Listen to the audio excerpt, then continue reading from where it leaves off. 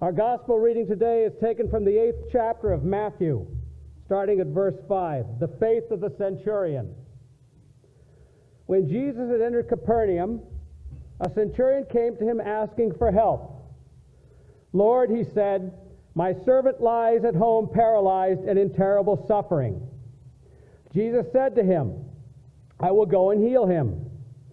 The centurion replied, "Lord, I do not deserve to have you come under my roof, but just say the word and my servant will be healed. For I myself am a man under authority with soldiers under me. I tell this one, go, and he goes. I tell that one, come, and he comes. I say to my servant, do this, and he does it." When Jesus heard this, he was astonished and said to those following him, "I tell you the truth, I have not found anyone in Israel with such great faith. I say to you that many will come from the east and the west and will take their places at the feasts with Abraham, Isaac, and Jacob in the kingdom of heaven. But the subjects of the kingdom will be thrown outside into the darkness where there will be weeping and gnashing of teeth." Then Jesus said to the centurion, "Go, it will be done just as you believed it would." And his servant was healed at that very hour.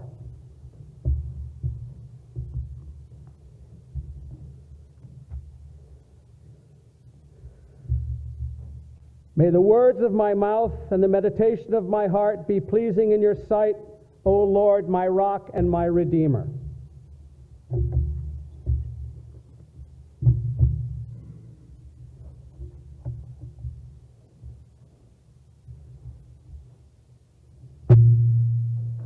Trying this high tech.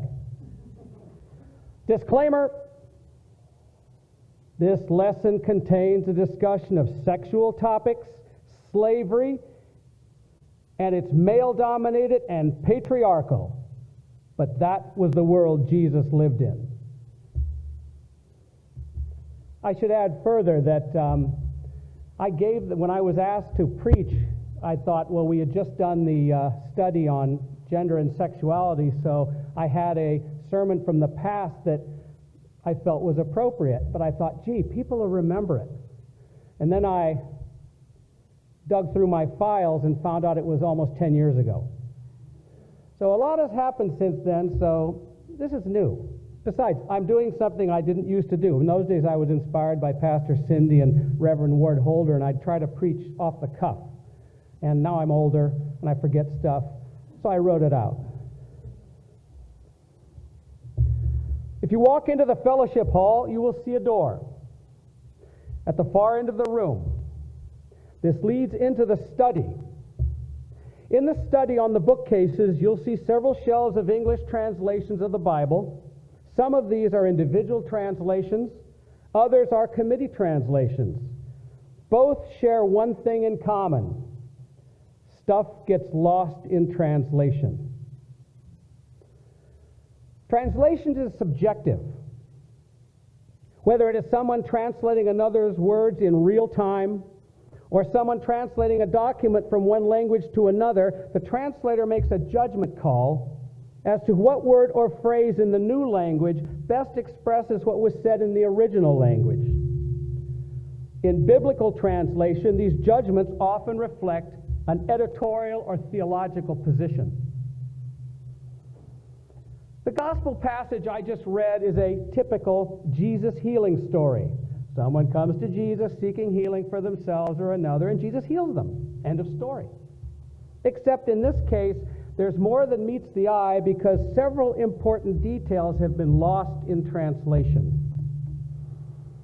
First, the guy seeking healing is a Roman centurion. And this centurion is seeking healing for his servant? Really? In 64 BC, Rome occupied what we consider biblical Israel. Rome made it a province of the empire, naming it Palestina, and installed an ethnarch, or client ruler we know as Herod the Great, to govern it as King of the Jews. When Herod died in 4 BC, the province erupted in a rebellion which was crushed by the Romans with great brutality. Despite this, the province remained restive and Rome was forced to maintain a larger than usual military presence there as a de facto army of occupation. As a result, relations between the locals and the Roman occupiers were tense at best. And it's hard to understand why a Roman centurion would debase himself by seeking healing from a local for a servant, or more correctly, a slave, since slaves were generally considered to be disposable. So what exactly is a centurion? Well, if you know anything about ancient Rome, you know they had an army and it had soldiers called centurions. Centurion and its Greek equivalent, hekatontarchos, both translate literally as hundred chief. To understand where centurions fit in, we must look at the organization of the Roman army. Now, another thing most people know about ancient Rome is it had an army, and its army had something called legions, not Leigon.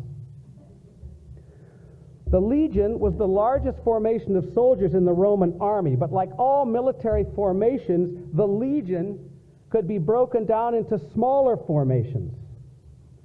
And although its size varied over time, a fully manned legion could consist of as many as 10,000 soldiers. A legion was made up of a smaller unit, the cohort, up to 10 cohorts, and each cohort could have as many as 1,000 soldiers. The cohort, in turn, was subdivided into possibly up to 10 centuries of up to 100 soldiers each, and each century was further divided up into 10 contubernium, or tent groups, of 10 soldiers each. Now, centurion is actually more of a category than a title. Calling a Roman soldier a centurion is like calling a modern soldier an officer. In the army of today, soldiers are divided into categories: enlisted, warrant officer, officer, general officer. Within each category, there are a series of ranks. In the case of officer, the most junior rank today is second lieutenant, then first lieutenant, then captain, major, lieutenant colonel, and then the most senior, colonel. So too with the centurions. While a junior centurion may indeed have been a hundred chief in command of a century, the most senior centurion, the primus pilum, not only commanded the first century of the cohort, but was the overall commander of the entire cohort. So how does one become a centurion?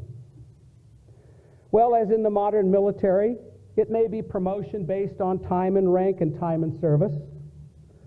Promotion may be a reward for valor in battle, or, then as now in some militaries, promotion may be the result of political connections. Of course, the starting point is enlisting in the army. The Roman army was one of the first paid, professional, all-volunteer armies. Rome was a warrior culture. The empire was built on military conquest, and military service was celebrated. For a man in one of Rome's lower social classes, military service was one way to go a few rungs up the social ladder. For a provincial, military service was a guarantee of Roman citizenship, and that was a big deal. Just ask Paul. For both, if they finished their enlistment, the imperium rewarded their service by deeding them a parcel of land somewhere in the empire, thus making them landowners. By the way, a popular place for these veterans to settle was around the city of Corinth, home of the Corinthians, in Asia Minor, what is today Turkey. It's also worth noting that for someone in the uppermost classes of Roman society, such as Julius Caesar, military service was an absolute must.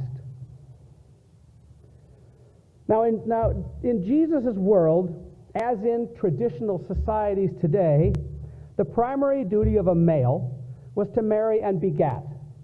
In other words, father children. This is what kept the family, the tribe, the nation strong. However, a decree from Caesar Augustus prohibited married men from enlisting in the army. It is ironic that Augustus enacted a military marriage ban since he was a proponent of traditional family values and had a large, if dysfunctional, family. He even levied a tax on the bachelors of Rome as an incentive to marry. In any case, you couldn't be married and enlist. And once enlisted, you could not marry for the entire term of your enlistment. And that enlistment, by the way, was a minimum of 20 years. Now, says the unmarried guy, one of the aspects of marriage most desirable, it seems, is companionship. Or more correctly, to the outsider looking in, companionship with benefits, to coin a phrase. Now, if you're a Roman soldier and you aren't allowed to marry, how can you enjoy companionship with benefits? Well, there's always the brothel.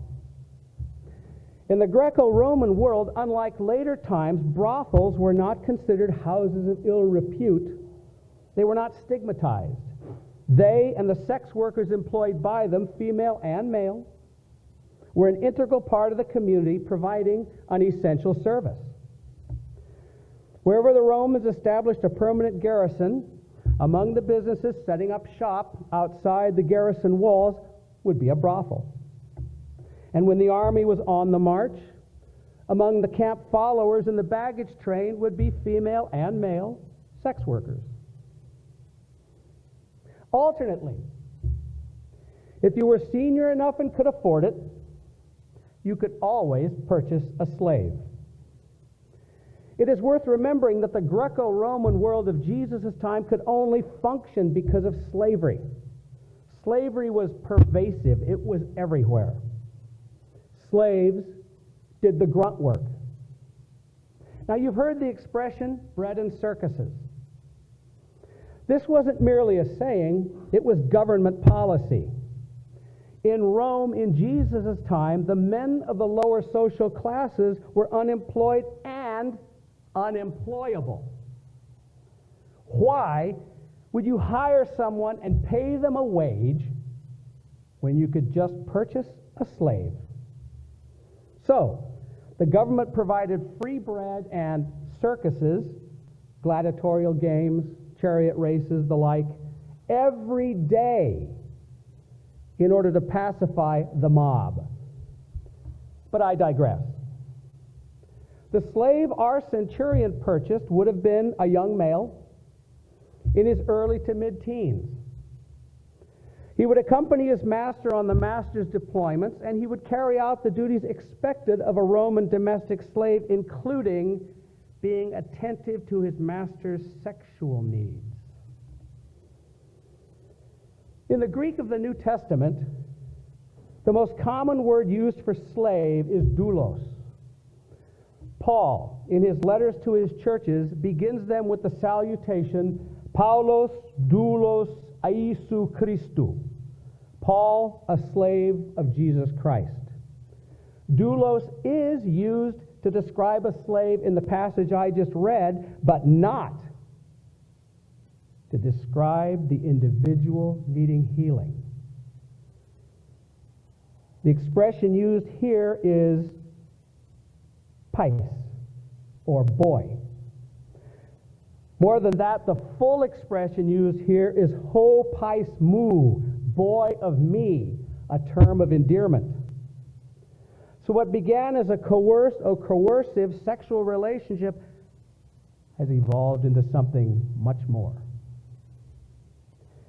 In much of the Greco-Roman world, intimate same-sex relationships were no big deal. And there were customs and protocols to be followed in these relationships. The older male, often considerably older, was the Erastes, the lover. The younger male, often considerably younger, was the Eramenos, the beloved.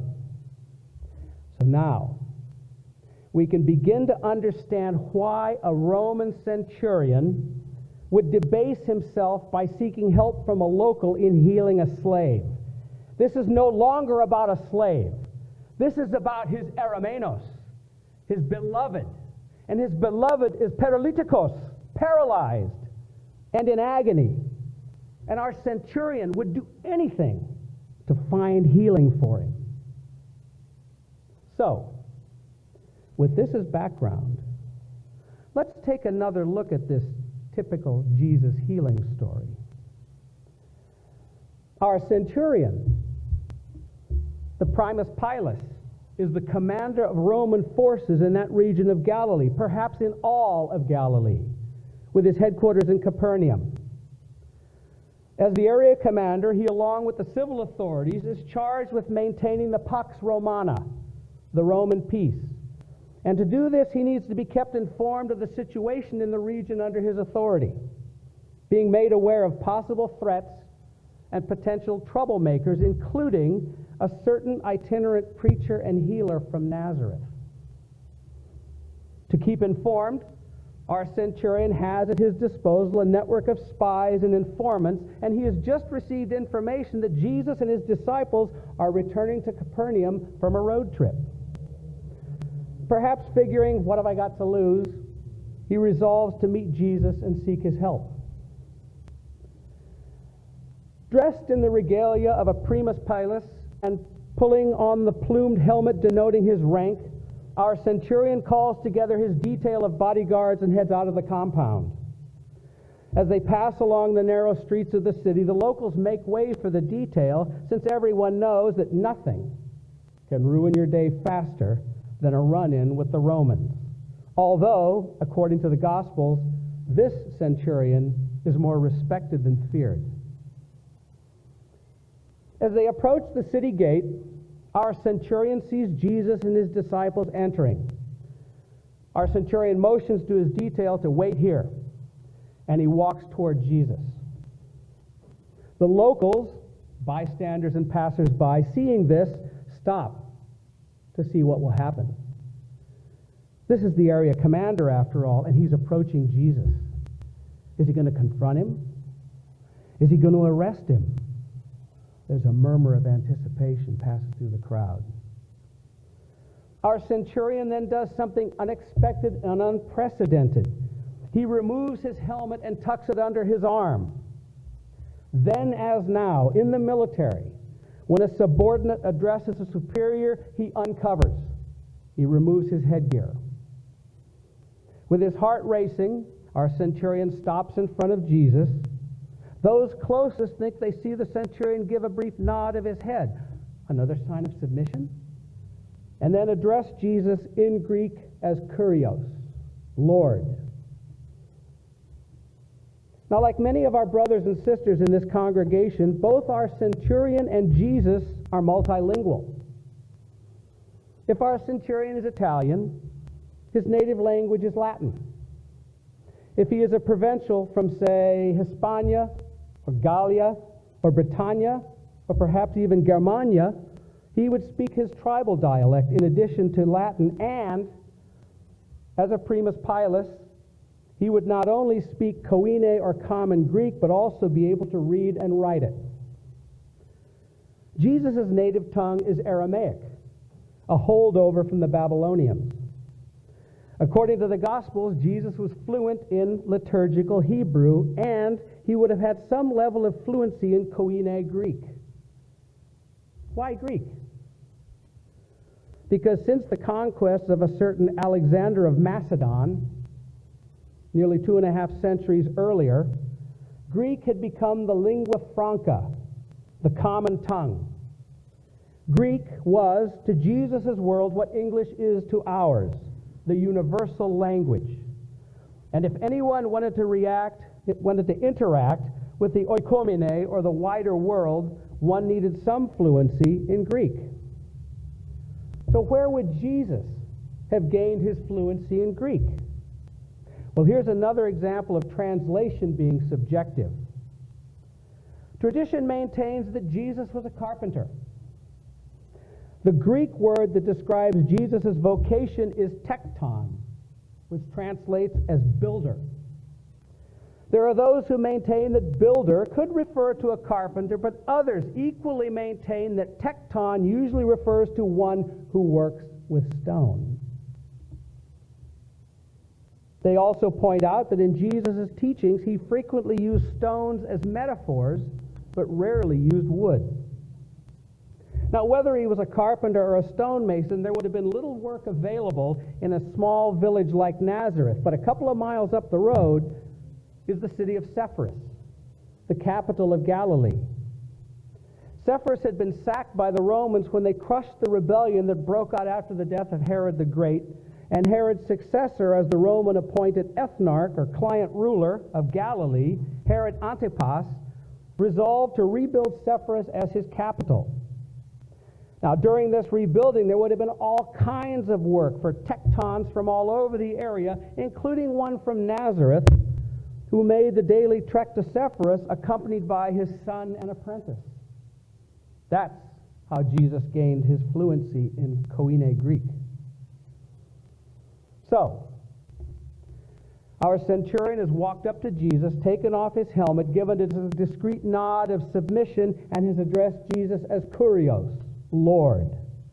Now, as he relates the situation, he very deliberately enunciates the phrase, ho pais mu, boy of me, knowing full well that Jesus understands the meaning behind that term. Now, I said earlier that in most of the Greco-Roman world, same-sex relationships were no big deal. Well, Palestina is one of the places where same-sex relationships are a big deal, and of which the Jews take a very dim view. Our centurion is hoping for the best, but he's braced for the worst. He won't be surprised if Jesus' smile turns to a frown. He says no, and says further that the boy's infirmity is a result of God's displeasure at this aberrant relationship. But of course, Jesus says no such thing. Instead, smiling at the centurion, he replies in Greek, ego elthon therapeuzo auton, or, sure, I'll heal him, let's go. That's my subjective translation. Our centurion is briefly shocked, but quickly recovers, and knowing of the Jews' reluctance to enter the home of a Gentile because it will make them ritually impure, he quickly says, Lord, I am not worthy for you to enter my house. Just say the word, and my ho pais mu will be healed. Now, perhaps out of nervousness, the centurion continues along saying, I'm a man under security, but I have authority over those under me. I say to one of my stratiotas, my soldiers, go, and he goes. To another, come, and he comes. I say to my slave, and here, the term used is doulos. I say to my doulos, do this, and he does it. It's now Jesus' turn to be surprised. And turning to the crowd, he says in Aramaic, never in all Israel have I seen such faith. After addressing the crowd, he turns to our centurion with a smile, and he says in Greek, hupage, be on your way.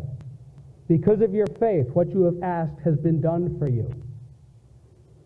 And the writer of this gospel then ends this healing story with the words, kai iathi ho pais auto en te hora ekenai. And at the same hour, the boy of him was healed. Here's my ending. Our centurion gives another nod as he says, Eucharistos, Kurios, thank you, Lord. Does an about face, pulls on his helmet, and returns to his men, signaling form up, and they begin the march back to the compound. As they march, it is taking every ounce of willpower for our centurion not to break into a run and race back to his quarters to see if it's true. But he's the primus pilus. He's the area commander. He is a leader to his men. There is an image to be upheld, so resisting the urge to run, he forces himself to march, outwardly appearing the exemplar of a stoic Roman officer. After what seems an eternity, the detail enters the compound. But the bodyguards, instead of returning to their barracks, follow our centurion to his quarters. They overheard what was said, and they too want to see if it's true. With his heart pounding through his chest and his hand shaking, our centurion unlatches the door and pushes it open. There's an audible gasp from the members of the bodyguard, because there, in the doorway, completely healed, and with that silly grin that our centurion has grown to love more than life itself, stands his Eromenos, his beloved. Closing the door and placing his helmet on a side table, our centurion races up to his beloved and gathers him into his arms. And as they embrace, the tears begin to flow. And this battle-hardened, battle-scarred veteran of many years of imperial service sobs uncontrollably. Sobs of relief and joy for the healing of his Eromenos, his beloved. Jesus loves me. This I know. Amen.